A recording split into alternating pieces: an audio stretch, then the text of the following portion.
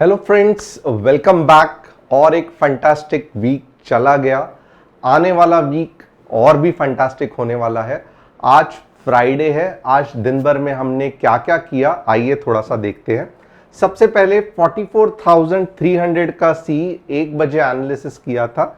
आप देख सकते हो एंट्री, छोटा सा स्टॉप लॉस, टारगेट 1 300, टारगेट 2 320 और 340 से 345 के आसपास हमने प्रॉफिट बुक करने को कहा था।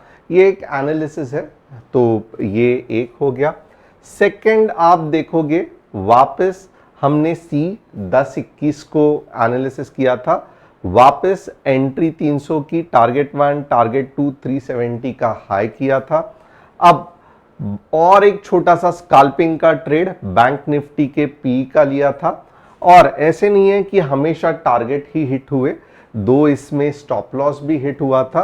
बैंक निफ्टी के पी का 30 पॉइंट्स का स्टॉप लॉस, निफ्टी के पी का 10 पॉइंट का स्टॉप लॉस। तो ओवरऑल अगर आप खुद देखोगे, अगर ये एनालिसिस आप फॉलो कर रहे हो तो ऐसे बिल्कुल भी नहीं है स्टॉक मार्केट में लॉस होता ही नहीं है। आप यहां पे भी देख सकते हो, कंसेप्ट यही है कि आपका जो बैंक निफ्टी के पॉइंट्स है सेम लॉट साइज के साथ, ओके, वो दिन भर में अगर पॉजिटिव में रहेंगे, अगर आपने 5 या 4 ट्रेड लिया है, 1 या 2 ट्रेड में लॉस हुआ है बट 2 या 3 ट्रेड्स बहुत अच्छे चले हैं, ओवरऑल अगर आप प्रॉफिट में हो तो फैंटास्टिक आपको स्टॉक मार्केट या निफ्टी बैंक निफ्टी जम रहा है, आप समझ लेना। अब दिक्कत कहां पे होती है? सबसे बड़ी दिक्कत होती है कि एक तो हम लालच करते हैं और एवरेजिंग करने जाते हैं। अब यही कंडीशन मैं बोलता हूं कि 280 के आसपास हम एवरेज नहीं करेंगे, 300 के आसपास नहीं करेंगे, 320 के आसपास भी नहीं करेंगे। हमारी एवरेज करने की बुद्धि जो जागी हो जाती है वो 340 के आसपास है। वहां पे बिना कुछ सोचे समझे हम झट करके और 4-5 लॉट सी के ले लेते हैं और फिर जो मार्केट नीचे जाता है, हम ये स्टॉप लॉस अगर रखेंगे तो पूरा का पूरा प्रॉफिट, जो इनिशियल स्टॉप लॉस, पूरा का पूरा प्रॉफिट जो है वो लॉस में कन्वर्ट हो जाएगा। तो आज तक जो करियर में मैंने देखा है कि एवरेजिंग अगर नहीं आता मत करो, एवरेजिंग आता भी है तो भी बहुत रिस्की है। दिमाग में पहले ही आप सेट करके रखो कि मेरा कैपिटल समझो 20,000 है, तो मैं 2 लॉट ही निफ्टी या बैंक निफ्टी के लूंगा। और हमें लॉजिक भी ऐसा रहना चाहिए, अगर 20 पॉइंट का स्टॉप लॉस है तो 2 लॉट रहेगा, बट 40 पॉइंट का अगर किसी ने मुझे स्टॉप लॉस बोल दिया बैंक निफ्टी में तो मेरा 1 लॉट होगा। अनटिल एंड अनलेस ट्रेड लेने के पहले आपको आपका लॉट साइज मालूम रहना चाहिए, कितने पॉइंट का स्टॉप लॉस होता है वो मालूम रहना चाहिए, और स्टॉप लॉस हिट होता है तो कितना लॉस होता है ये मालूम रहना चाहिए। ये जब तक आपको सही तरीके से मालूम नहीं है, आपकी लॉस मैनेजमेंट स्ट्रैटेजी बहुत स्ट्रांग होना चाहिए कंपेयर टू आपके प्रॉफिट मैनेजमेंट। तो यहां पे अब तक जो कुछ भी आप सुन रहे हैं मेरे से, तो एक छोटा सा मैं रिक्वेस्ट करूंगा कि फटफट चैनल को सब्सक्राइब करना, बेल बटन को हिट करना, डिस्क्रिप्शन में जो व्हाट्सएप कम्युनिटी की लिंक है उसे क्लिक करना, ताकि आप हमारे साथ जुड़कर हर दिन ऐसे एनालिसिस कर सको। अब यहां पे सबसे इंपॉर्टेंट है मनी मैनेजमेंट, और आज मैं कुछ झलके मनी मैनेजमेंट की आपको बताने वाला हूं। मनी मैनेजमेंट मोस्ट इग्नोर्ड, यानी कि जिंदगी में कुछ नहीं सीखना है तो मनी मैनेजमेंट ही है। और मनी मैनेजमेंट क्योंकि इग्नोर किया जाता है तो सबसे दिक्कत या सबसे बड़ा लॉस भी होने का कारण मनी मैनेजमेंट ही है। एक छोटा सा कंसेप्ट मैं सिखाना चाहता हूं मनी मैनेजमेंट में, और फिर आप मुझे बताना कि आपको कितना समझा, क्या समझा। ओके, अब एक चीज याद रखना, अगर आपके पास 30,000 रुपए है, ओके, किसी के पास 50,000 रहेंगे तो आपका कैलकुलेशन सब वही रहेगा, कंसेप्ट पे ध्यान देना। ओके, अब थोड़ा सा सिंपल फिगर लेते हैं, 30,000 नहीं, आपके पास 50,000 रुपए है। ओके, अब बैंक निफ्टी का एक लॉट जो है समझो 5,000 का है। ओके, अब फॉर एग्जाम्पल मैंने एक ट्रेड आपको बैंक निफ्टी में बता दिया, समझो एक आपको बीएनएफ का सीई बता दिया। ओके, जहां पे मैंने 290 की एंट्री, 270 का स्टॉप लॉस, 320 का टारगेट 1 और 330 का टारगेट 2 आपको बता दिया। ओके, अब आप ये इसमें मुझे बताना, एक लॉट लोगे तो 5,000 रुपए आपके जाएंगे। आप मुझे बताना आप बैंक निफ्टी के ये ट्रेड में कितने लॉट्स लोगे। अब ये कैलकुलेशन कैसे करते हैं, क्या करते हैं, क्या आपको पता है कि मीन्स बहुत से लोग यहां पे ऐसे करते रहेंगे कि मेरे पास 10 लॉट लेने की ताकत है। तो ये एग्जाम्पल कैसे गलत है मैं आपको दिखाता हूं। मेरे पास 10 लॉट ले सकता हूं, राइट? तो मैं क्या करूंगा, इमीडिएटली बैंक निफ्टी के 10 लॉट ले लूंगा। Okay, fantastic. अब एक लॉट के पीछे अगर आप देखोगे तो 20 पॉइंट का मुझे लॉस हो रहा है। ओके, तो चलो 20 पॉइंट का, ओके, 20 इंटू 10 इंटू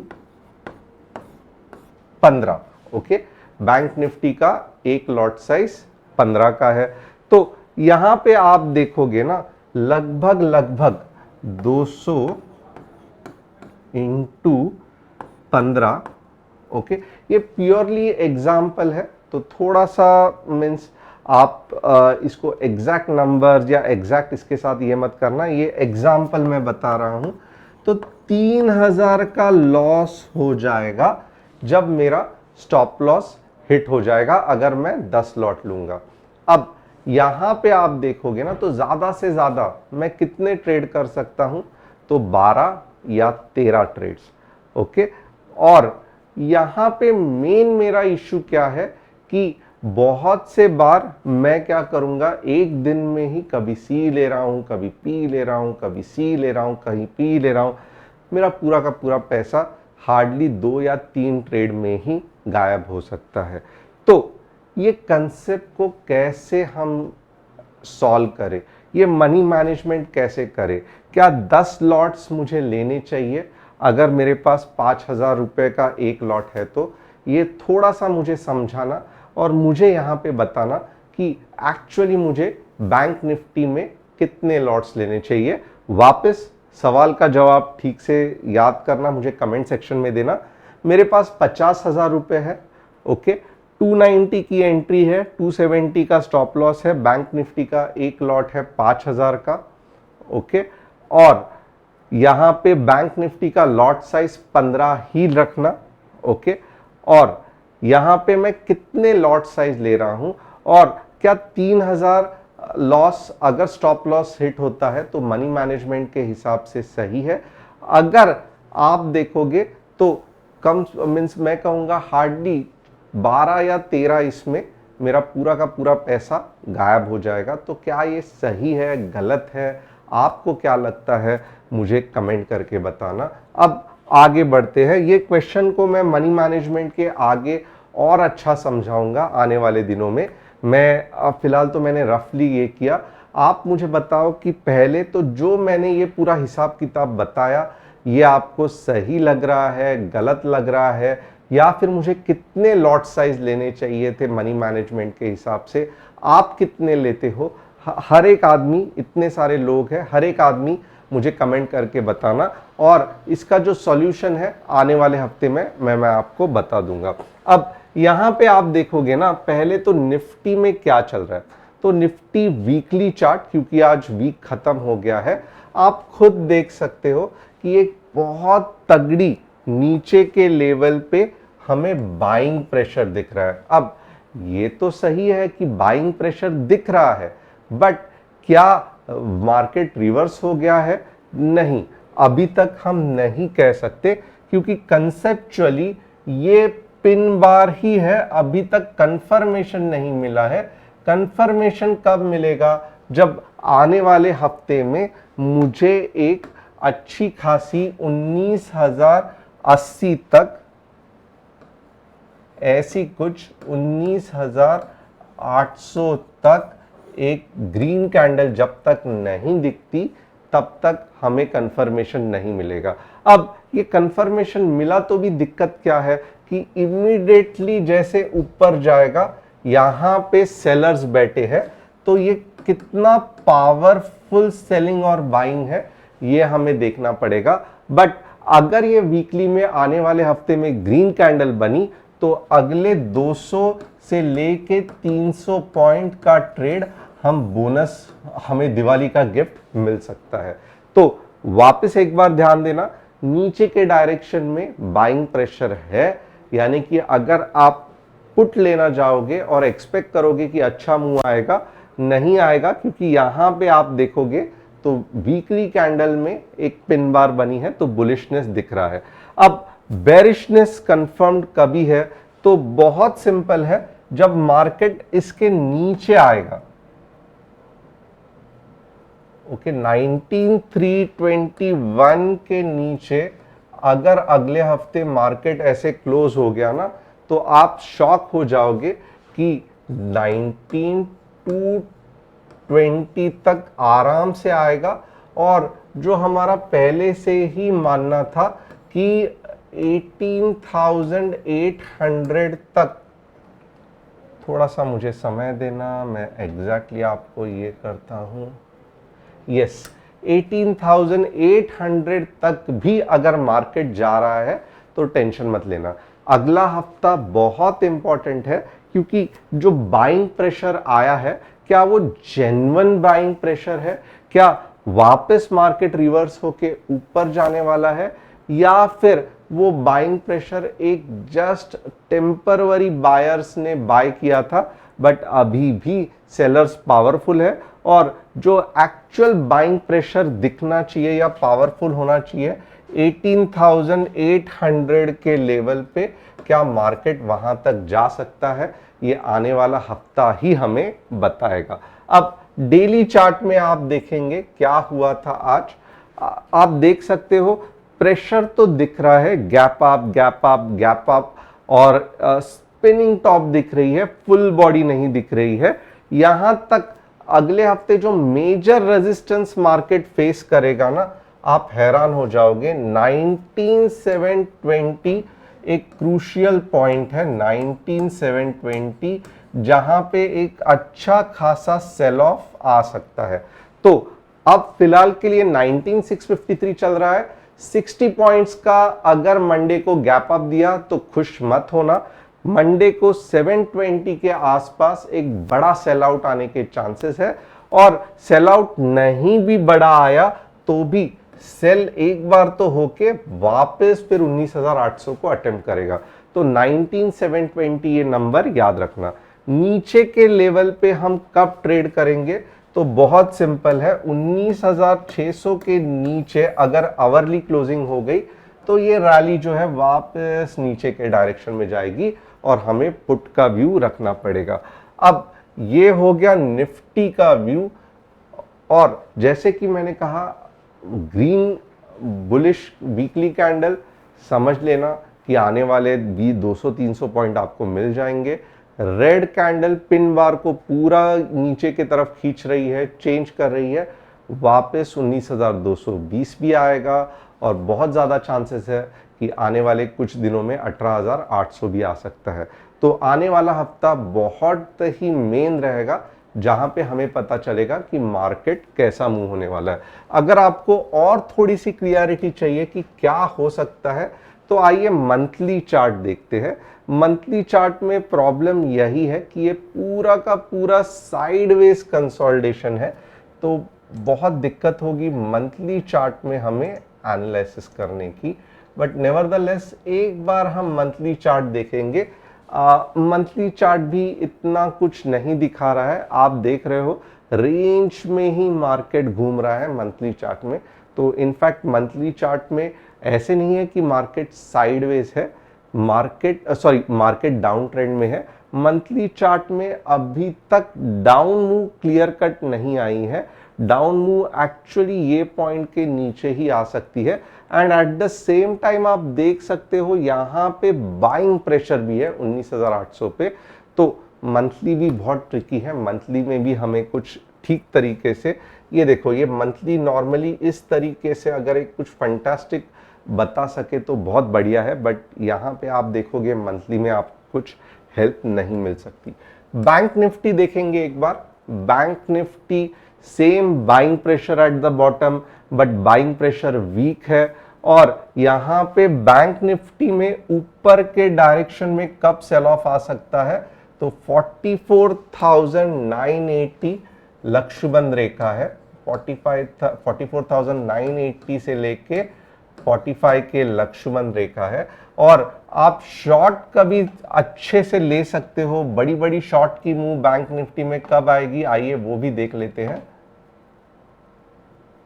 तो ये आएगी 44,180 के नीचे।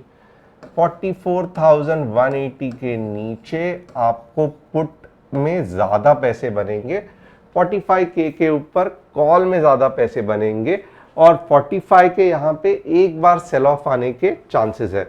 बट ओवरऑल आप देखोगे क्या दिख रहा है तो वापस आप देखोगे बैंक निफ्टी भी साइडवेज कंसोलिडेशन में है।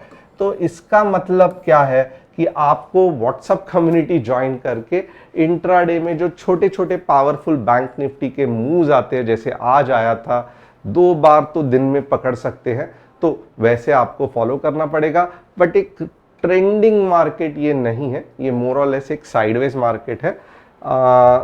मीन्स मुंह पकड़ने में थोड़ी दिक्कत आएगी। तो मैं हमेशा ये करूंगा, यहाँ पे अगर आप नॉर्मली 4 लॉट लेके ट्रेड करते हो तो आपको 2 लॉट से ही करना है जब तक कि आपको क्लियरिटी आती नहीं है। अब कौन से स्टॉक्स हम डिस्कस करने वाले हैं आज, यहाँ पे आप देखोगे bank of Baroda. Bank of Baroda भी कुछ नहीं कर सकते, साइडवेज कंसोलिडेशन है, ओवरऑल आप ट्रेंड में है। तो मैं नहीं कहूंगा कि आप एंट्री ले लो। आप 205 से लेके 200 के आसपास अगर एंट्री ले लोगे ना, this will be the best, क्योंकि 220 भी आएगा, 230 भी आएगा। बट मैं नहीं कहूँगा कि यहाँ पे ब्रेकआउट हो जाएगा और आप एंट्री ले लो, ये गलत है। हमें पुल बैक पे ही एंट्री लेनी है। तो पुल बैक आ रहा है तो ठीक, नहीं तो ऊपर जाके भी बहुत से बार नीचे पुल बैक आके ये होता है। या फिर ऐसा पैटर्न देख लो जहां पे डबल बॉटम फॉर्म हो रहा है, ये सब फैंटास्टिक पैटर्न है। बट फिलहाल bank of Baroda up trend में तो है, बट एंट्री आपको सोच के लेनी पड़ेगी। वैसे ही MCX देखेंगे, MCX भी बहुत बुलिश है। उनका प्लेटफॉर्म है जो लॉन्च होने वाला है, सेबी ने थोड़ा सा रोक रखा है, बट आप देखोगे तो 1900 का स्टॉप लॉस, अगर आपको एंट्री रखनी ही है तो आप अभी भी इसके ऊपर वाली थोड़ी सी एंट्री रखोगे ना, 2050 की, तो 2100 का पहला टारगेट और 2200 का दूसरा टारगेट। बट बैंक ने ये MCX यहाँ से ही आपको पता चल रहा था बुलिश है, बट इनका कुछ 3M के साथ जो सॉफ्टवेयर, 3 मून सर्विसेज के साथ जो सॉफ्टवेयर था वो रिन्यू हो गया था हायर रेट, इसके लिए नेगेटिव न्यूज़ आ गई। वरना जिस तरीके से चार्ट बता रहा था, डेफिनेटली ये आप मुँह के बारे में बता रहा था। आईबुल हाउसिंग फाइनेंस देखते हैं, चलो Ibull housing finance, let us look into Ibull housing finance. ये बिल्कुल भी सही नहीं है, ये नीचे के डायरेक्शन में जा रहा है। तो अब आइदर मैं कहूँगा 150 से अप मूव आ रही है तो आप यहाँ पे ग्रीन रिवर्सल के कैंडल्स के बारे में ढूंढना, आराम से आपको 200 का टारगेट मिल जाएगा। ये इसका स्वीट स्पॉट है। अभी तो आपको लेना ही नहीं है, यहाँ पे आके सपोर्ट लेके जब ऊपर जाएगा तभी आप लेने का सोच सकते हो। होप आपको एनालिसिस पसंद आया। मनी मैनेजमेंट के आगे अगर आपको और भी डिटेल्स चाहिए तो डेफिनेटली कमेंट करके मुझे बताना। थैंक्स अ लॉट, और हम मिलेंगे अगले हफ्ते कुछ इंटरेस्टिंग चीज़ के साथ। सैटरडे को 3 स्टॉक्स हम डिस्कस करेंगे, तो बहुत अलर्ट रहना और चैनल पे बने रहना।